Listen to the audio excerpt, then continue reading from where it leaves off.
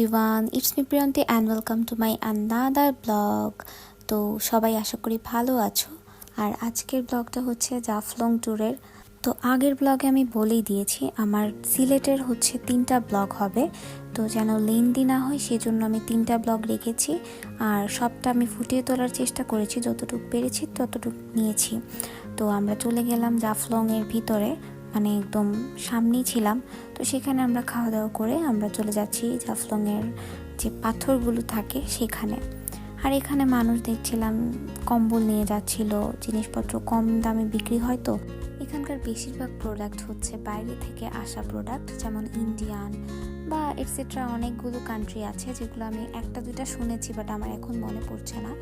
আর এখানে বেশিরভাগ জিনিস আমি দেখতে পেয়েছি যেমন পাটা, মানে শিল নোড়া যেটা, হ্যাঁ ওইটা হচ্ছে পাওয়া যাচ্ছিল এখানে, কারণ এটা পাথরের, এখানে একদম অথেন্টিক পাথরের পাটা পাওয়া যাচ্ছিল।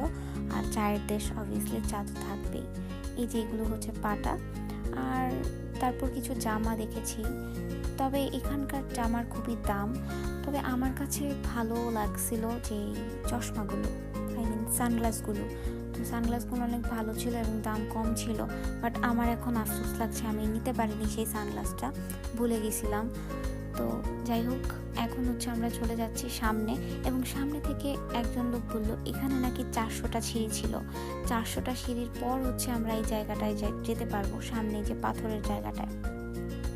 আর ওই যে দেখতে পাচ্ছি আমরা প্রায় চলে এসেছি নিচে। প্রচণ্ড মানুষ ছিল আর বন্ধ ছিল, তো আমরা বন্ধের সময় গিয়েছিলাম। অফ ডেগুলোতে বেসিক্যালি প্রচণ্ড মানুষ থাকে, তো সেই ক্ষেত্রে আমরা অফ ডেতে গিয়েছিলাম কারণ আমাদের আর কোনো উপায় ছিল না। হ্যালো গাইস, আমরা চলে আসছি জাফলং। এখন যাচ্ছি একটু ছবি তোলার জন্য। যদিও আমার কাছে জাফলংটা আসলে অতটা ভালো লাগে নাই, দিদির হাওয়াটা যতটা ভালো লাগছে জাফলং অতটা সুন্দর লাগে নাই। যদি জানি না আমি এটা বললে মাইর খাবো কিনা সবার। জাফলং সুন্দর জায়গা, আমরা যাই নাই এখনো সুন্দর কোনো প্লেস ওরকম। বাট আমি মনে করি না এখানে প্রায় হচ্ছে নৌকা ভাড়া চাই 1000 টাকা, 1200 টাকা চেয়েছে। তো আমি মনে করি না এটা ওয়েস্ট করে এখানে যাওয়ার কোনো মানে আছে। পা ভেজানো হচ্ছে কথা, পা এখানে ভিজিয়ে ফেলাই যায়।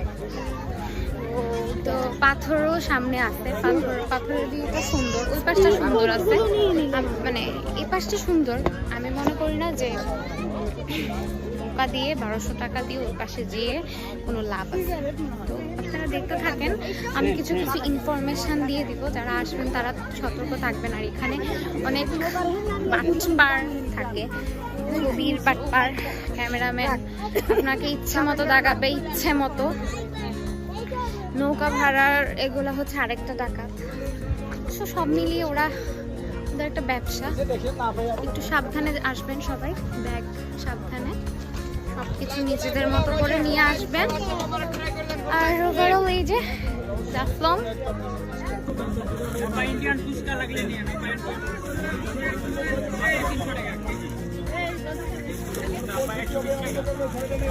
সবগুলা কি একই রকম চা পাতা?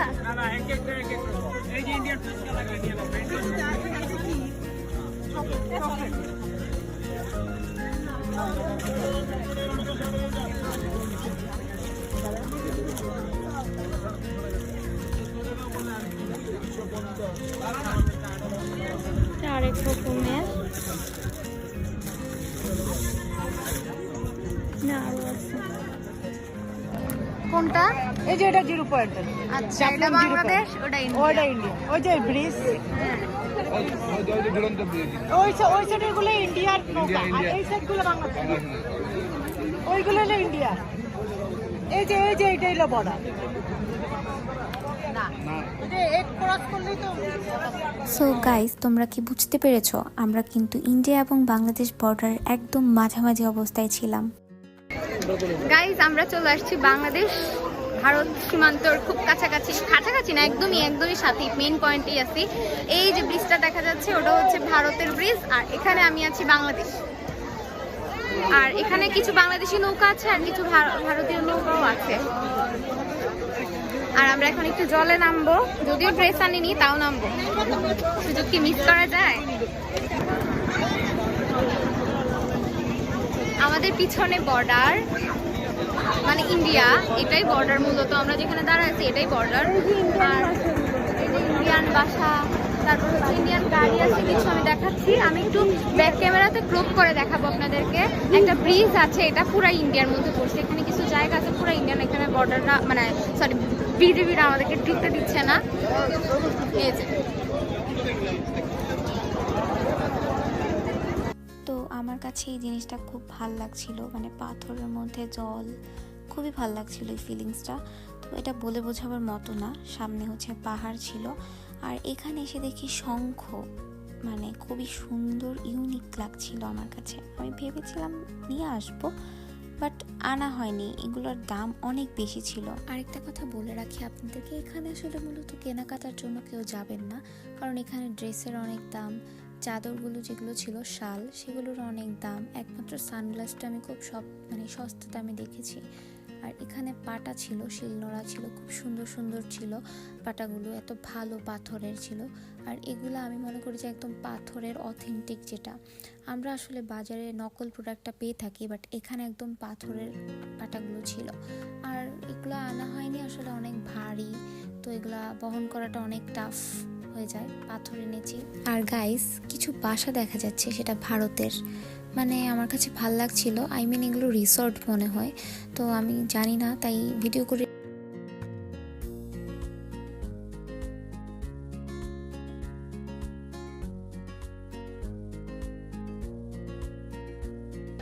সো গাইস, আমরা এখন জাফলং ঘোরা শেষ করে চলে যাচ্ছি বাসার উদ্দেশ্যে। গাড়ি কোথায় আছে আমরা দেখবো। আমরা গাড়ি রিজার্ভ করে নিয়ে এসেছি, তো যাব এখন মাঠ থেকে একটু দেখবো, ফিলিংস জানতে চাইবো। মা, জাফলং ঘুরে তোমার কেমন লাগছে? অনেক ভালো লাগছে, সিঁড়িতে নামতে খুবই ভালো লাগছে, উঠতে একটু কষ্ট হয়েছে, তারপরেও মজা পাইছি, অনেক আনন্দ লাগছে। সবাই মিলে ঘুরলাম, দেখলাম পাথর, সবচেয়ে মজা লাগছে ইন্ডিয়ার সব কিছু দেখতে পেলাম, গাড়ি, তারপর বিজেপি, সব কিছু ভালো লাগলো। বাংলাদেশে থেকে ইন্ডিয়াকে উপভোগ করলাম। Thank you. বাবা, তোমার কেমন লাগলো? আমার লেগেছে, অনেক ভালো লেগেছে। আসলে বাংলাদেশ ইন্ডিয়া খুব সুন্দর একটা পরিবেশ থেকে গেল। বিএসএফ এর একটু খেতে হলো, তারপরেও ভালো লাগছে। তারপরে যে চলন্ত ব্রিজটাকে তুলে নিয়ে আসলাম, এই তোলা নয়, ঝুলন্ত ব্রিজটাকে আমার দুই কন্যা সহ তুলে নিয়ে আসছি, ছবিতে ফ্যামবন্দি করার জন্য নিয়ে আসছি, ভালো লাগছে।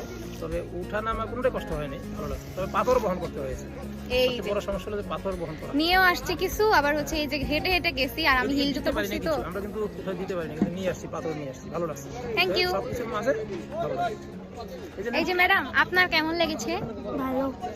একটু কিছু বলেন, বাবা মায়ের মতো ফিলিংস বলেন। আমার ফিলিংস আর কি, ভালোই তো। কি ভালো? আপনার ব্যাগ, আপনি তারপর হচ্ছে ছবি তুলছেন, কেমন ছবি তুলছেন বলেন।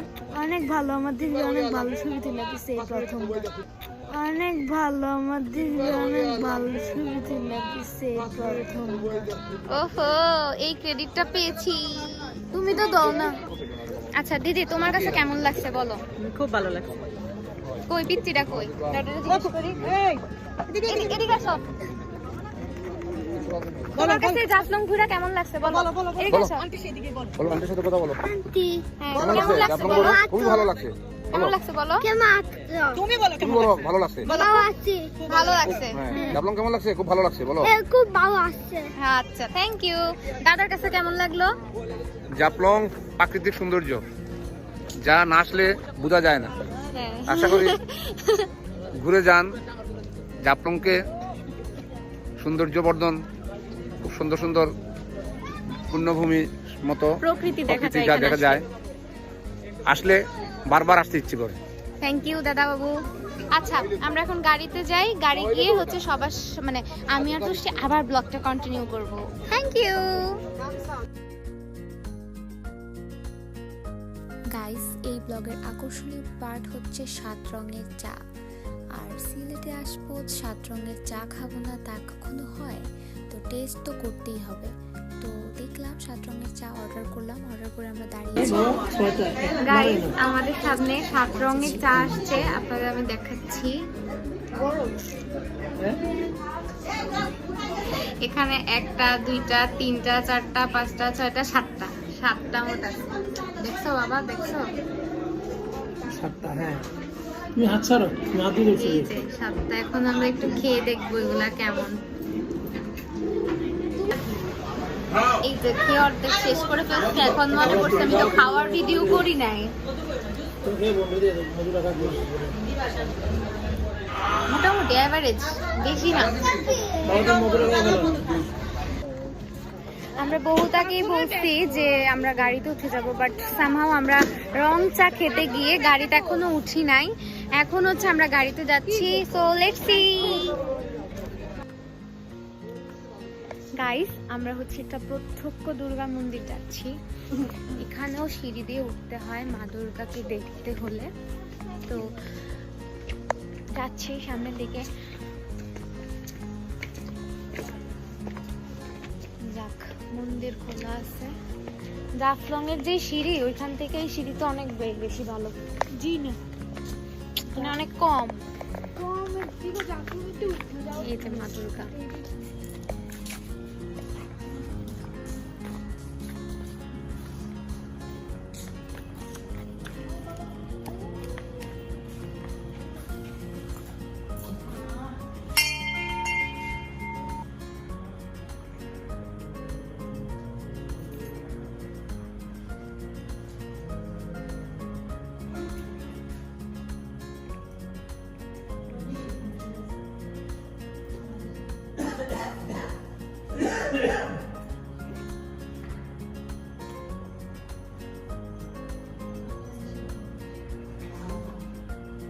দুর্গা মায়ের মুখটা কি সুন্দর, তাই না?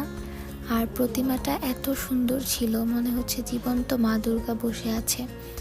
আর এখানে ছিল শিব ঠাকুর, মানে বাবা ভোলানাথকে দেখে আমার মনটা কেমন জানি করে উঠছে, মানে আমি ওইখান থেকে না আসতে পারছিলাম না। আর এই মন্দিরের একটা বিশেষত্ব আছে।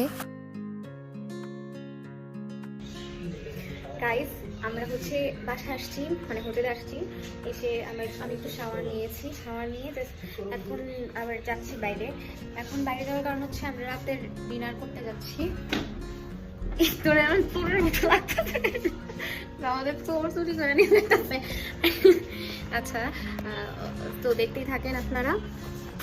আমরা যাচ্ছি, রাতে এমন একটা খিদা নাই, আবার খাইতেও হবে। তো যাই দেখি আশেপাশে কি হোটেল আছে বা রেস্টুরেন্ট আছে দেখি। তো so let's see.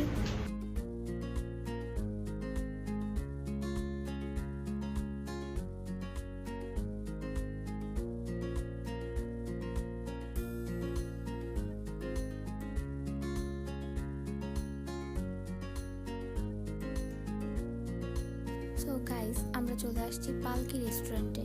আর এই রেস্টুরেন্টের পরিবেশটা খুবই ভালো ছিল, খাওয়া দাওয়াও খুব ভালো ছিল। আমার সমস্যা হচ্ছে আমি ধনিয়া পাতা খাই না, আর প্রত্যেকটা পদে ধনিয়া পাতা দিয়ে রেখেছিল। আর সৌভাগ্য আমার হয়নি, আমি সব জায়গায় মোরগ পোলাও খেয়েছি। তো জাফলং এর ব্লগটা আমি এখানেই শেষ করছি। নেক্সট ব্লগ আসছে চা বাগানের, আর চা বাগানের ব্লগটি দেখতে হলে সবাইকে আমার চ্যানেলে সাবস্ক্রাইব করতে হবে এবং লাইক দিতে হবে। এই তো হেথায় কুঞ্জ ছায়ায় স্বপ্ন মধুর মোহে, এই জীবনে যে কটি দিন পাবো, তোমায় আমায় হেসে খেলে কাটিয়ে যাব দোহে, স্বপ্ন মধুর মোহে। এই তো হেথায় কুঞ্জ ছায়ায় স্বপ্ন মধুর মোহে, এই জীবনে যে কটি দিন পাবো, তোমায় আমায় হেসে